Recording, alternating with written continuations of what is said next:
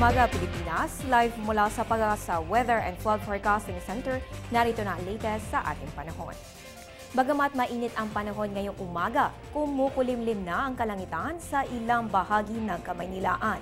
Ayon po sa Pag-asa, pagsapit ng pagsapit ng hapon o gabi ay posibleng makaranas ang Metro Manila ng pag-ulang dulot ng thunderstorms. Kaya siguraduhin may dalang payong saan man ang inyong lakad ngayong Huwebes.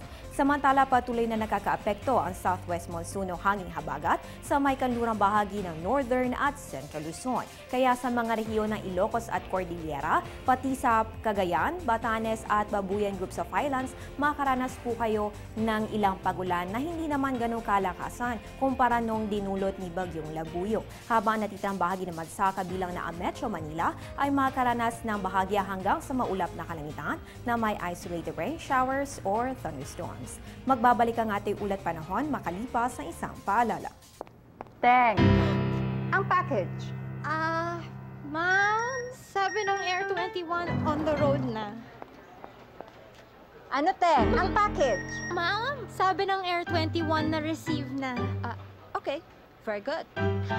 Basta padala, sagot ka ng Air 21. May real-time delivery updates via text para worry-free ka. Teng, ang package, napadala mo na? Yes, ma'am, sa Air 21. Sa Air 21, sagot ko, padala mo!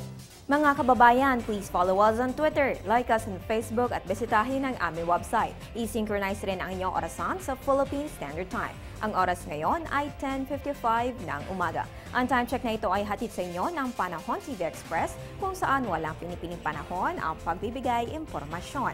Ako po ang inyong weather girl April Enerio. Magandang umaga.